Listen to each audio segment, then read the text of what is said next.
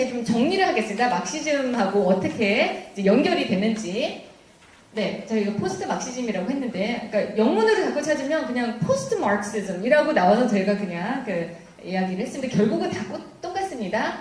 포스트 막시즘은 결국 제가 저 위에다 놨지만 그람시, 이태리, 1920년대 굉장히 천재, 굉장히 마르크스주의자, 천재 그 철학가의 진지전, 헤게모니 이론을 가지고 그리고 프랑크푸르트 학파는 학자들이었습니다. 학자들이 이론을 만들었어요. 그게 접목이 되면서 만들어진 거를 문화 막시즘이라고 생각을 하시면 되고요. 네, 막시즘은 일단 경제, 그렇죠. 노동자의 그 자본가의 경제에 이제 중점을 뒀다면 포스트 막시즘은 사회 전반이 문제다. 사회 전반이 다 이렇게 불평등하다라고 이제 확대를 시킵니다. 그리고 갈등 구도가 자본가 노동자가 아니라 이제는 지배 집단이 있고 뭐 어느 단체든 선생님이 있고 권력자가 있고 그렇죠. 부모님이 있고 다 지배 집단이 있지 않습니까? 그리고 이제 피지배 집단의 갈등 구도다라고 이야기를 합니다. 그리고 투쟁 방법이 막시즘은 물리적인 투쟁을 했죠. 그러니까 엄청난 이제 희생을 하지 않습니까? 그것에 대해서 사람들이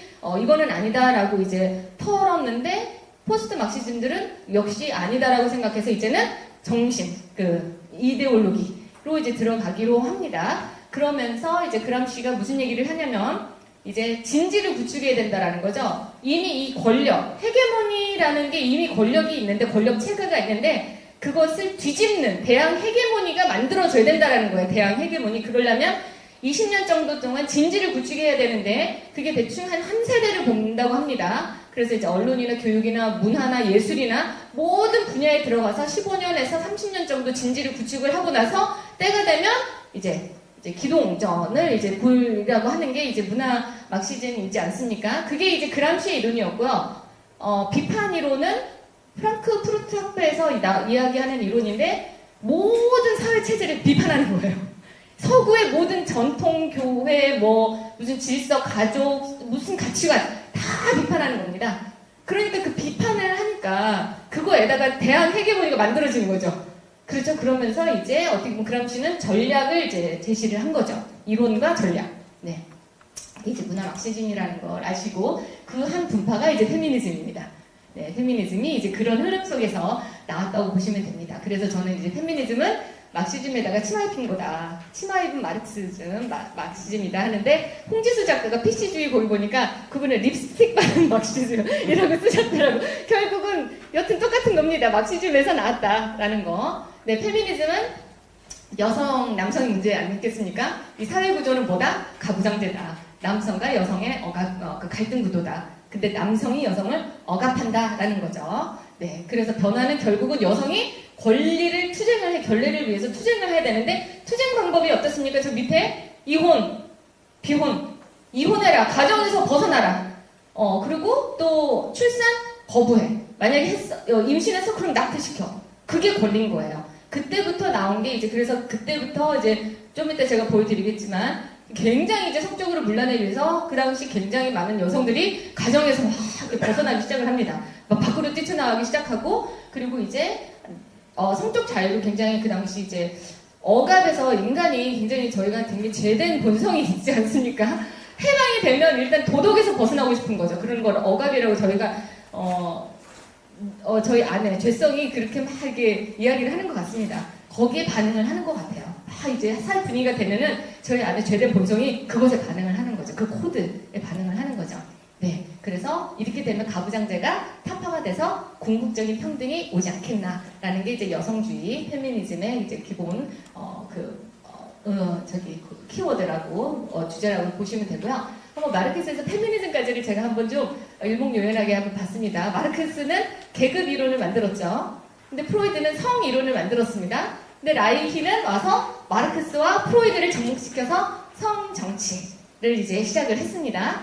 그런데 이제 마르쿠제가 어떻게 보면은 그 문화 막시스트 프랑크푸르트 학파 그 학자 중에 이제 미국에 와서 엄청난 또 영향력을 끼친 마르쿠제는 거기다가 마르크스와 프로이드에다가 헤겔의 변증법을 이제 넣습니다. 정반합이 있지 않습니까? 이 체제에 대한 반대 체제가 있습니다. 그것을 만들어. 그럼 갈등을 일으키겠죠? 그러면 또 다른 합을 만드는 거죠. 그러면서 이 사회가 굉장히 좋은 쪽으로 발전이 될 거라는 겁니다. 그것을 여기다 이론을 만든 거죠. 그러면서 반에 해당하는 비판 이론을 만든 거죠. 그럼 궁극적으로 뭔가 또 다른 이제 발전된 어떤 체제를 만들지 않겠나 해서 비판 이론을 만들었고, 또 하나 되게 재밌는 게 에로스와 문명이라는 책을 썼는데, 이게 뭐냐면 아까 전에 프로이드는 이 문명은 성을 억압함으로 해서 문명이 발전됐다고 했지 않습니까? 근데 마르크제는 그걸 비틉니다. 성이 해방이 돼도 문명은 발전된다라는 게 에로스와 문명의 포인트입니다. 그러면서 나온 슬로건이 사랑하라! 전쟁하지 말고, 그 당시 워낙 베트남 전쟁이 이야기 많았기 때문에 그게 이제 68혁명의 슬로건이 되는 겁니다. 그러면서 그래 사랑하래! 열심히 사랑을 나눕니다. 네, 그러면서 68혁명과 미국에서 있는 히피 문화가 굉장히 전체를 이제 분위기를 이제 좌지우지하게 되죠. 그러면서 나온 게 이제 페미니즘인 거죠. 페미니즘이 전체를 다 아우르면서 나름 이제 여성 해방론을 만들었다고 생각을 하시면 되겠습니다. 네. 네, 그러면서 이제 본격적으로 이제 페미니즘 이야기를 하도록 하죠. 중간에 저희가 안 쉬어도 되는 건가요? 편하실 때 하시면 돼요. 아니, 그냥 보통 2시간 쭉 하시는지 제가 좀. 그러셔도 되고. 아, 네. 다들 집중력이 좋으시. 네. 알겠습니다. 그러면은. 셔도 안 써도 됩니다. 네. 지금 지금 시간을 물어서. 43분입니다. 아, 네. 그럼 그냥 조금 더 하도록 하겠습니다. 아직 지금 갈 길이 멀어서. 네. 네. 일단은 2세대, 네. 2세대 페미니즘을 이제 어떻게 촉발시킨 주요 인물이 있죠. 항상. 네. 이 시몬드 보부아르 정말 굉장히 여러분이 많이 들어보셨을 거예요. 이 인물은 여러분이 알고 계셔야 되는 게 페미니즘의 데모일 뿐만 아니라 젠더 이데올로기의 뿌리라고도 얘기를 하는 사람입니다. 젠더 이야기를 할 때 이 사람에서 그 근거를 찾습니다. 바로 이 명제. 여성은 태어나는 것이 아니라 만들어지는 것이다. 정말 많이 여러분이 이제 들어보셨겠지만, 여자는 원래 내가 여성스럽게 이렇게 태어난 게 아니라 이 사회가, 남성 중심적인 이 가부장적 사회가 나를 이렇게 여성적으로, 순종적으로 만들었다는 거예요. 네. 그러면서 이제 논리를 만들어나는데, 또 젠더 이데올로기에서는 만들어졌대잖아. 타고난 게 아니라 만들어졌대잖아 하면서 거기서 이제 젠더 이론의 이제 어떤 논거를 여기서 이제 찾습니다. 네. 근데 이제 1949년에 나온 그 책인데, 이 사람은 사회주의자였었고요. 그리고 지금 사르트르는 완전 사회주의, 공산주의였거든요. 공산주의자. 그러니까 둘이서 이제 결혼하기 싫은 거죠. 그러니까 자유연애를 즐기면서 다른 사람들과도 연애를 즐기는 거에 대해서 서로 노터치 하지 않기로. 그러면서 이제 계속 이제 지적인 어떤 그런 관계도 계속 맺으면서, 네. 근데 많은 사람들이 얘기하기를 보부아르가 훨씬 더 똑똑했다라고 이야기를 하더라고요. 네. 일단은 그래서 지금 제2의 성이라는 단어가 뭐냐면, 보부아르가 얘기한 이 세상에는 성이 하나밖에 없다라는 거예요. 결국 남성, 그 성 하나만 거고 우리는 그냥 부수적인 존재라는 거죠. 그래서 이 사람은 그거를 제2의 성, 여성, 남성 동등한 게 아니라 이 사회가 우리를 제2의 성, 우리를 타자화했다, 우리를 어떤 대상화했다라는 거죠. 그러니까 우리는 우리 자체로 스스로 존재할 수 없다라는 거예요. 정체성이 만들어질 수 없다는 거죠. 이 가부장적 사회에서는. 그러면서 가부장제에서 벗어나기 위해서 굉장히 구체적인 이야기를 하는데, 일단 결혼하지 말아라. 굉장히 결혼하면 안 되는 거고, 출산도 절대 하면 안 되는 거고, 그래서 본인도 이제 연애를 즐겼으니 당연히 그 결과로 임신을 할 수 있지 않겠습니까? 네, 그래서 본인도 2번이나 낙태를 했고요. 그리고 본인이 굉장히 몰래 비밀리에 본인이 이제 운영하던 살론에서 뒤에서 낙태 시술소를 운영하면서 많은 여성들을 이제 앞장서서 막 낙태를 막 해주고 막 이제 그랬습니다. 그 당시는 그게 불법이었음에도 불구하고. 그리고 당연히 양육을 하면은 내 자아 정체성을 어떻게 보면 실현할 수 없지 않습니까? 그렇게 이제 논리가 가는 거죠. 그러다 보니까 이제 가정에서 해방이 되고, 그럼 어디로 가야 되냐? 직장. 여성은 재정적으로 독립을 해야지 가정에서 탈출할 수 있다는 거예요. 그러니까 지금 보면은 저희가 요새 논리가 뭐라 그러죠? 여성이 이제 일을 하다가 이제 다시 이제 양육을 이제 출산을 하고 나면 그 중간에 갭이 있지 않습니까? 그걸 무슨 용어라고 뭐라고 하죠? 경력 단절이라고 하잖아요. 그게 페미니즘 용어입니다. 페미니즘 딱 저희가 그 용어를 쓰면 안 돼요. 경력이 메인인 거예요. 그 경력을 중시해놓고 가족이 그걸 단절시켰다는 거죠. 양육이 그걸 단절시켰다는 거죠. 그러니까 저희는 경력 단절이라는 단어를 쓰면은 안 됩니다. 네, 근데 저희가 그거를 막 쓰면서 막 반페미를 외치고 있죠. 그러니까 그 사람들은 비웃는다는 거죠. 용어가 지금 저희가 이제 혼란이 되게 많으니까 나름대로 용어가 정리가 지금 돼야 될 것 같다는 생각이 듭니다. 네, 보부아르부터 시작이 됐는데 보부아르는 프랑스 사람이었는데 이제 실제 페미니즘은 미국에서 시작이 됐거든요. 근데 어떻게 보면 베티 프리단이라는 이 사람이 보부아르와 페미니즘, 미국의 페미니즘을 연결시켜준 굉장히 중요한 인물입니다. 네, 이 사람은 1963년이니까 이 당시 아주 본격적인 페미니즘 운동이 일어나진 않았었던 때인데 굉장히 활발한 그 좌파 기자로서 활동을 했습니다. 굉장히 이제 똑똑했고 그래서 이제 기자 활동을 열심히 했고 하다가 이제 결혼을 한 거예요. 결혼을 하다 보니까 이제 아이도 돌봐야 되고 출산도 해야 되고 그러다 보니까 경력이 단절이 된 거지요. 그러니까 본인이 생각하기에 너무나도 억압이 됐다고 생각이 되는 거예요. 내가 뭐지? 맨날 이렇게 맨날 똑같은 어디로 무슨 해결책도 없고 많은 여성들이 요새 그런 느낌을 많이 받지 않습니까? 네, 그러니까 거기서 저희가 방향을 잘 잡아줘야 돼요. 거기서 맞아라고 하면 안 되는 거예요. 그러면 이제 페미가 되는 거죠. 네, 그러면서 굉장히 벗어나고 싶은 그런 마음이 많았던 거예요. 이 마음이 뭐지? 내가 왜 이렇게 불편한 마음을 가지고 있지? 나는 행복하잖아. 아이도 있고 남편도 있는데 왜 행복하지 않지? 라고 하는 순간 아까 전에 시몬드 보부아르의 제2성을 딱 읽습니다. 바로 이거구나. 깨달음을 얻습니다. 가정에서 해방해야 되네. 그래서 실제 가정에서 탈출을 합니다. 그래서 이혼을 합니다. 그러면서 나온 게 여성의 신비라는 책이에요. 여성의 신비가 뭐냐면 여성을 너무 신비롭게 사람들은 묘사를 했다라는 거죠. 근데 실제 여성은 얼마나 어려운 삶을 살고 있는데 억압된 삶을 살고 있는데 그게 전혀 신비롭지 않다는 거예요. 실제는 그렇지 않다라는 얘기를 이 책에서 합니다. 그러면서 가정은 안락한 수용소다. 굉장히 포로 수용소다라는 유명한 말을 남기고 이제 이혼을 하고 집을 뛰쳐나갑니다. 이미 그때 자식이 3명이나 있었어요. 다 내려놓고 다 나옵니다. 그러면서 나오라는 북미 여성단체를 만듭니다. 이게 지금까지도 엄청난 아마 가장 큰 미국 그 여성단체일 거예요. 이 사람이 그걸 만들고 본격적으로 이 책으로 인해서 사람들이 이제 여자들이 이거구나 하면서 이제 막 가정에서 탈출하기 시작을 합니다. 그러면서 나온 게 이제 2세대 페미니즘이에요. 네. 그런데 중요한 게 그런데 다시 가정으로 오기를 합니다. 이게 무슨 얘기냐면 열심히 활동을 했어요. 열심히 활동을 하니까 이제 나이도 들고 하면은 저희가 굉장히 소속감도 필요하고 가정이 필요하지 않습니까? 그러니까 이 사람이 나중에서야 가정의 소중함을 알고 이제 그때 이제 자식들한테 돌아갑니다. 그래가지고 자녀들 손주들 키우는 재미에 막 이렇게 거기만 좀 몰입이 돼서 언젠가 이제 워낙 유명한 페미니스트이기 때문에 이제 좌파 기자가 인터뷰를 하고 있는데 거기다 써놨더라고요. 아이들 장난감을 치우며 나와 인터뷰를 한다 라고 이제 거기다 써놓은 거예요. 그러니까 아이들 키우는 재미에. 그래서 굉장히 그 당시 페미니스트들에게 배신감을 준 당신은 페미니스트가 아니다. 근데 이 사람이 어떻게 보면은 2세대 페미니즘을 시작한 인물이거든요. 네, 그런 사람이라는 건. 그러니까 여러분이 그런 얘기를 하시면 되면 가정이 세방될 때 되래라고 하는데 근데 이 사람은 결국은 다시 가정으로 돌아갔대.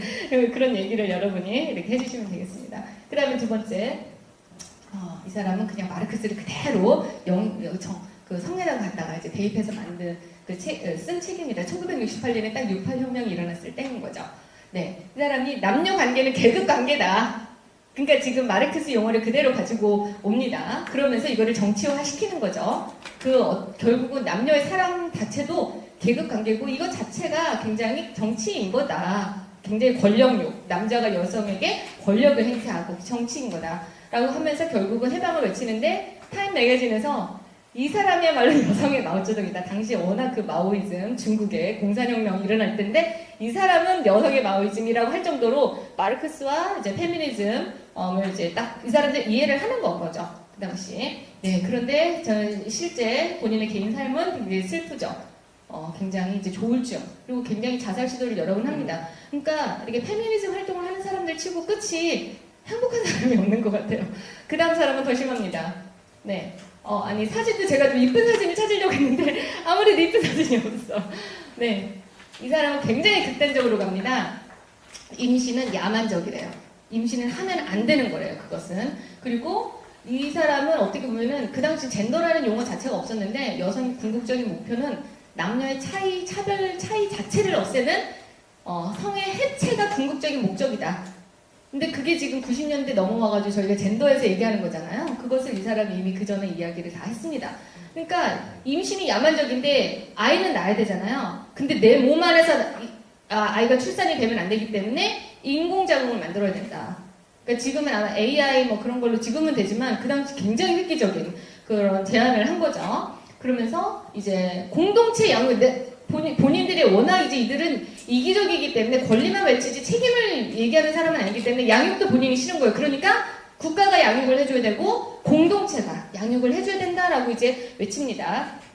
그리고 성적자를 외쳤는데 뭐 수간 뭐 모든 유행의 성은 다 오케이라고 외치는 굉장히 극단적인 인물이었다라는 거. 근데 역시 정상적인 사람은 아니었죠. 본인이 원해서 레즈비안이 된 게 아니라 남자가 싫어서 레즈비안을 선택을 한 거죠. 그러면서 끝까지 정신분열증에서 벗어나지 못해서 이제 굉장히 암울한 이제 마감을 한 사람입니다. 네. 그리고 이제 여성 혐오라는 단어에 이제 어떻게 보면은 그 창시자 용어. 네, 이 사람은 밑에 보면은 굉장히 이제 지식인이었는데 결혼을 하고 남편한테 엄청난 폭력을 당합니다. 그래서 거의 굉장히 거의 죽음에 가까울 정도로 막 머리를 시멘트 바닥에 팍 찢기도 하고, 그러니까 굉장히 엄청난 이제 폭력을 당해서 본인이 이제 거기서 탈출이 나옵니다. 그러다 보니까 본인의 경험 자체가 행복하지 않거든요. 그러니까 가정은 벗어나야 될 어떤 공동체인 거예요. 제도인 거예요. 그러니까 가부장제는 뭐예요? 착취며 강간이다. 라고 이제 그런 이야기를 합니다. 이 사람들이 극단적인 그런 표현들이 그 당시를 먹힌 거예요. 그러니까 사람들이 어떤 억압된 어떤 그런 뭐랄까 본인 안에 굉장히 이제 부정적인 어떤 그런 것들에 나름대로 이렇게 뭔가를 불씨를 지펴준 그런 역할을 한 거죠. 그래서 60, 70년대 뭐 미국에서 뭐 페미니즘 운동이 장난이 아니게 막 일어났습니다. 네. 네, 그래가지고 이제 그때 이 사람들과 함께 사회에서 이제 어떤 일들이 일어났는지 잠깐 보시면은요. 이제 가정이 붕괴될 때 이미 이론이 그거를 뒷받침을 해주고 있었죠. 막심부터 해서 지금 아까 제가 말했던 문화 막시즘 체제 비판 전보, 그리고 이제 페미니즘이 있고요. 그리고 그 사이에 프로이드와 라이히가 딱 이론적인 뒷받침을 해주면서 이제 그 당시 사회에 이제 히피 운동이 미국에서 이제 막 본격적으로 일어났고요. 네, 그 다음에 그 당시 또 재밌는 게 이제 학교 성교육이 69년도부터 이제 의무화가 됩니다. 미국에서. 근데 이제 그게 나중에는 성교육이 이제 나중에는 포괄적 성교육 하면서 이제 굉장히 성윤리가 아닌 나중에 굉장히 성의 권리, 그렇죠? 그것만 이제 가르치는 이제 교육이 되죠. 그러면서 그리고 또 68혁명 아까 전에 말씀드렸던 그게 있었고 60년대 본격적으로 피임약이 보급이 됩니다. 당연히 피임약이 보급이 되면 사람들은 그 임신을 출산하고 연결을 안 시키게 되거든요. 그렇죠? 그것은 이제 임신으로 연결이 되면서 가정을 이루는 어떤 그런 조합이 이렇게 쫙 이렇게 돼야 되는데 성과 임신은 별개. 그러니까 성은 자유로운, 내가 누릴 수 있는 거라는 개념으로 이제 만들어지는 게 피임인 거죠. 네. 그 다음에 이제 포르노가 이제 합법화가 되면서 완전 성이 문란해지는 거죠. 그러니까 합법화 된다라는 게 무슨 소리냐면은 이제 그 당시 포르노가 나왔을 때 이제 19세 이상은 미만은 볼 수 없다라고 이제 당연히 나오겠죠. R, 뭐 X 해서 나오겠죠. 그 뜻은 뭡니까? 19세 이상은 누구나 다 볼 수 있다라는 뜻인 건 거죠. 그렇죠. 그리고 이게 이제 R, X라고 써있으면 이제 어린아이들이 또 호기심에 그 부모님이 있는 뭐 비디오 몰래 보다가 이제 그걸 접하게 되고 하면서 굉장히 그게 이제 성이 굉장히 문란해지는 것을 굉장히 촉발시킨 어떤 그냥 사건입니다. 그리고 이제 RTPF 국제인구 가족 계획 협회가 이제 본격적으로 인구 통제를 이제 52년부터 하면서 저희 나라 이제 60년도에 이제 지령을 내립니다. 네, 그건 조금 이따 제가 말씀을 드리고요. 그리고 미국이 이제 낙태를 합법화시키죠. 73년도에 로우 vs 웨이드라는 그 판결 있었고요. 무책이혼법은 뭡니까? 뭐 상대방이 잘못을 안 했어도 내가 이혼하고 싶으면 상대방의 어떤 의사를 묻지 않고도 이혼을 할 수 있는 법이 됐습니다. 그러니까 남편이 절대 이혼을 하고 싶지 않아. 그래서 그걸 막고 싶지만 여자의 말을 먼저 들어준다는 거죠. 그러니까 이혼율이 굉장히 높아졌습니다. 이제 그 당시 그런 일들이 굉장히 많이 일어나면서 사회가 어떻겠습니까? 정상으로 돌아갈 수가 없겠죠. 그것을 도표를 잠깐 보시면은 네, 당연히 이혼율이 증가를 할 수밖에 없습니다. 무책이혼법이 69년도에 통과를 하면서 2배 이상 이혼율이 이제 80년까지 2배 이상 뜁니다. 그 다음에 이제 결혼이 감소를 하죠. 지금 보면은 46년도 한번 정점을 찍는데 그때가 이제 2차 세계대전 끝나고 이제 다시 돌아오면서 막 그때 사람들이 갑자기 이제 결혼을 하고 출산을 하고 이제 막 그런 일이 있었죠. 그러면서 다시 이제 정상으로 이제 좀 이렇게 하락을 한 것처럼 느끼지만 이제 정상 수치를 찾아가는 중이었습니다. 그러다가 70년도에 이제 여성운동을 기점으로 이제 결혼율이 감소합니다. 그렇죠. 이제 가정에서 해방이 되는데 굳이 그걸 결혼을 하려고 하지 않겠죠. 네. 그 다음에 이제 출산율이 당연히 이제 급감을 하죠. 그게 이제 보면은요, 60년도에 피임약이 보급이 되면서, 피임약이 보급이 되면서 이제 3.7명이었던 그 출산율이 지금 1.7명, 2018년도에는 1.7명으로 줄어들었습니다. 네, 굉장히 그 피임약이 굉장히 영향이 컸던 거죠. 네, 그 다음에 동거. 그렇죠. 결혼을 하지 않지만 성적인 자유를 누리고 싶고, 그러니까 당연히 동거율이 높아질 수밖에 없죠. 그래서 지금 보시면은요, 68년도에는 거의 동거를 하지 않았다는 거, 0.2%면요, 진짜 거의 안 했다라는 소리거든요. 그런데 그때가 한참 이제 686년 일어났을 때거든요. 그러니까 젊은이들이 사고가 이제 완전 뒤바뀌어진 그 시기. 그 당시 이제 25에서 35세, 34세 거의 이제 결혼을 하지 않고 동거를 하는 사람이 없었는데 18년도에는 14.8%면요 15배가 늘었다고 보시면 됩니다. 15배. 네, 14.8 얼마 되지 않네라고 생각을 하시면 안 되고, 그 다음에 이제 그 당시 결혼했던 20, 30대 결혼했던 결혼율이 81.5%였던 반면에 이제 18년도에는 40%로 확 줄어듭니다. 네, 반으로 줄어드는 것을 저희가 볼 수 있습니다. 그러니까 다 기점이요 60, 70년대 다 그때 페미니즘이 엄청나게 이제 왕성하게 막 이제 활동을 할 때. 네.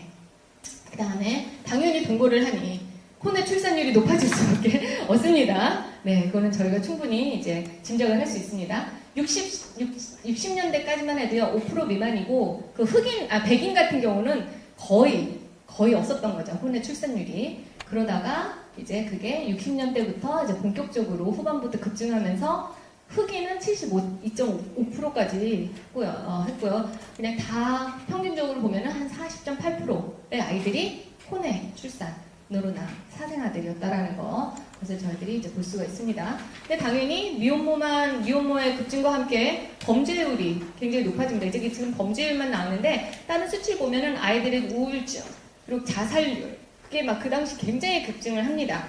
네. 그리고 이제 범죄율이 이제 막 거의 같은 비율로 올라가는 것을 여러분이 보실 수 있죠. 너무 범죄율이 이제 높아지다 보니까 이제 미국에서 90년대에 범죄와의 선포를 합니다. 그러면서 어떻게 하냐면 옛날에는 내보내줬어요. 이제 안 내보내는 거예요. 그러니까 상대적으로 줄어든 것처럼 보이는 건 거죠. 이제 감옥에서 이제 어느 정도 살다가 이제 내보내면 또 범죄를 또 오고 이제 그런 게 많았는데 지금 아예 그냥 더 이제 강화시킨 거죠. 더 오래 그냥 감옥살이를 하게끔. 네. 그러니까 지금 여기서 많은 사람들이 이제 분석을 하기를 이거는 아버지의 부재로 인한 결과다. 라는 얘기를 해요. 흑인들도. 우리가 흑인이라서 차별받는 게 아니라 우리 아빠가 없기 때문에 아빠의 롤 모델이 없기 때문에 내가 이렇게 살게 된 거다라고 흑인들도 막 본인이 나와서 얘기를 하기 시작을 했거든요. 그러니까 굉장히 지금 아버지의 중요성을 요새 굉장히 강조를 하고 있습니다. 그러면서 굉장히 미국도 가정이 얼마나 중요한지가 이야기가 많이 되고 있는데 저희는 지금 건강가정기본법에서 가족이라는 규정을 삭제를 하려고 지금 하고 있죠. 가족이라는 개념 자체를. 네, 그러니까 무슨 의도가 있는 거예요. 분명히. 그러니까 뭔가 가족이라는 개념에 다 굉장히 페미니즘에 기반한 거라고 보시면 되겠습니다. 가부장제를 해체하고 싶은 게 그들의 이제 목표인 거죠. 근데 가족이 결국 가부장제를 강화하는 제도이지 않습니까? 그러니까 그런 맥락에서 보시면 되겠습니다.